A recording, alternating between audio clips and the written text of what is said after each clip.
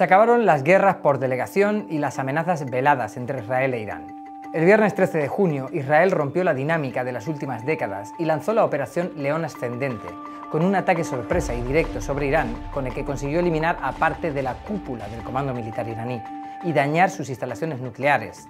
Irán respondió con una andanada de misiles sobre infraestructuras clave israelíes, golpeando directamente en zonas urbanas. Pero el conflicto no ha parado de escalar, incluso más allá del intercambio de misiles y drones sobre enclaves estratégicos. A short time ago, the U.S. military carried out massive precision strikes on the three key nuclear facilities in the Iranian regime: Fordow, Natanz, and Esfahan. Pero más allá de los bombardeos y las cifras, las preguntas sobre este conflicto vuelven a hacerse inevitables. ¿Por qué otra vez? ¿Por qué Israel e Irán parece que siempre acabarán en guerra? ¿Y por qué ahora? El enfrentamiento entre Irán e Israel no es una guerra territorial, ni una disputa entre vecinos. No comparten frontera, no se disputan recursos, ni tienen una historia colonial directa entre ellos. Y sin embargo, su rivalidad se ha convertido en una de las más enconadas y peligrosas de las últimas décadas. Una enemistad que mezcla religión, ideología, estrategia militar y propaganda, y que ha escalado en las últimas semanas hasta convertirse en un conflicto abierto sin precedentes. Prime Minister Benjamin Netanyahu is warning that Israel's military is going to strike all of the nuclear facilities in Iran, signaling his own forthcoming attacks. La cosa es que hasta 1979, Irán e Israel mantuvieron una relación estrecha, con la cooperación en áreas clave como inteligencia, defensa o tecnología. Durante el mandato del Shah Mohammad Reza Pahlavi, Irán se alineó con Occidente, en particular con Estados Unidos, y formó una alianza con Israel debido a intereses comunes en una región llena de tensiones, como las provenientes de los movimientos nacionalistas árabes.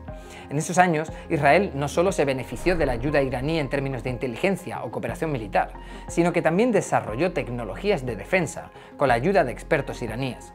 Irán, por su parte, se benefició de la tecnología israelí, especialmente en el área de armamento y seguridad. De hecho, Israel e Irán compartían una relación tan cercana que Irán fue el segundo país musulmán en reconocer a Israel como Estado después de Turquía. Sin embargo, esta cooperación terminó abruptamente con la Revolución Islámica de 1979, cuando el régimen del Shah fue derrocado y reemplazado por una república islámica encabezada por el ayatolá Ruhollah Khomeini. Israel ha sido un Estado que, como es sabido por su propia configuración y los problemas que tiene con los vecinos árabes, se ha concentrado en lo que es una lucha muy concentrada en la frontera, por decirlo así. Mientras que Irán, no ya solo con la República Islámica del 79, sino en la época del Shah, ha sido siempre un Estado con una proyección regional y con un deseo de influir en lo que ocurre alrededor. En los últimos años hemos visto que Israel ha pasado ya a un momento de expansión más allá de su ámbito geográfico estricto, que son las fronteras con los países árabes, por ejemplo Líbano, Siria y Jordania, y el Estado de Israel localiza desde el primer momento que existe también una disputa ideológica, sobre todo representada por los sectores ultraortodoxos y más religiosos dentro del estamento sionista. Entonces esto ha dado lugar a la composición perfecta y la creación de esta enemistad que lleva ya camino de los 50 años. El ayatolá Khomeini, líder de la revolución, no solo se opuso a Israel, sino que transformó esa oposición en un principio fundacional de la nueva República Islámica. Irán dejó de reconocer la legitimidad de Israel como Estado y adoptó una política que definió al Estado judío como una amenaza existencial. Uno de los primeros actos del nuevo régimen fue ceder la embajada israelí en Teherán a la Organización para la Liberación Palestina. Esto marcó una ruptura total con Israel, que fue calificado por el nuevo gobierno iraní como el pequeño Satán, mientras que Estados Unidos era el gran Satán, directamente promoviendo el rechazo a Israel, no solo dentro de Irán, sino también en toda la región.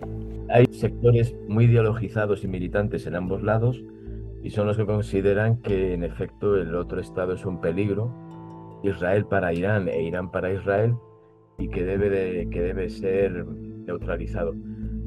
Pero también hay otro sector de la población que diferencia claramente entre lo que es la estrategia y la línea de acción de un gobierno determinado y la posibilidad de que se llegue a algún tipo de acuerdo, por lo menos de componente de paz. Es muy difícil, desde luego, en la víspera de esta guerra era muy complicado, y a partir de ahora lo va a ser mucho más. De hecho, según la doctrina chií, la llegada del Mahdi, una figura mesiánica, será posible solo después de la destrucción de Israel y la liberación de Jerusalén. Esta creencia teológica hace que el conflicto no solo sea político, sino que esté impregnado de una dimensión apocalíptica. Para los líderes iraníes, la derrota de Israel es un paso crucial hacia la purificación del mundo islámico y la instauración de un orden islámico global. Este componente religioso agrega una capa de intransigencia que hace más difícil cualquier tipo de reconciliación. A todo este contexto, Israel se alineó con Estados Unidos y otros países occidentales para presionar a Irán para desmantelar sus instalaciones nucleares.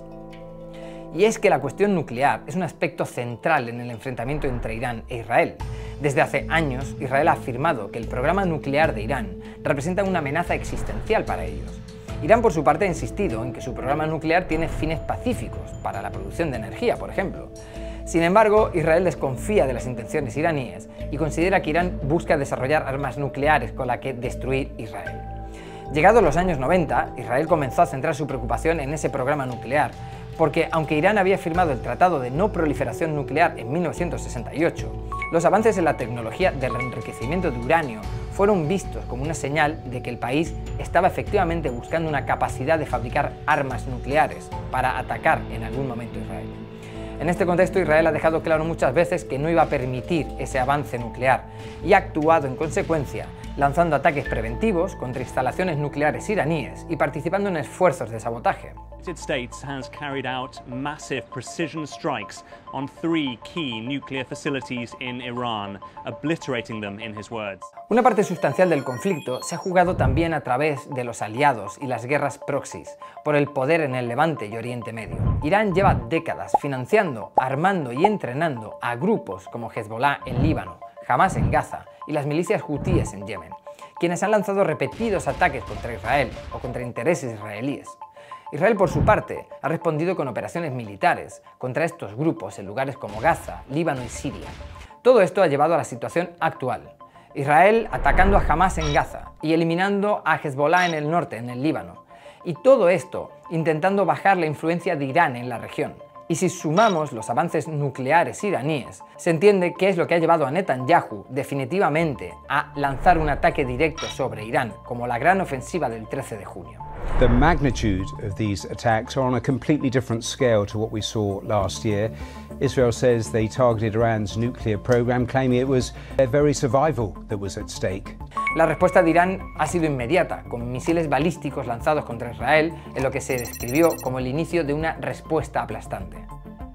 Este ataque israelí va a ser determinante en definir algo de gran importancia, y es si una acción militar de este tipo puede llevar al traste o no al programa nuclear iraní y si en efecto puede destruirlo. Si concluidas las hostilidades vemos que Irán y observadores internacionales dicen que Irán no solo ha perdido la capacidad para generar la bomba atómica, sino que está más cerca que el 1 de junio de conseguirlo, veremos cómo este tipo de medidas son completamente inefectivas desde el punto de vista israelí. La cuestión final es entender por qué no es posible una reconciliación. Y es que aunque el conflicto entre Irán e Israel parece ser de naturaleza irreconciliable, el pasado demuestra que las relaciones pueden cambiar.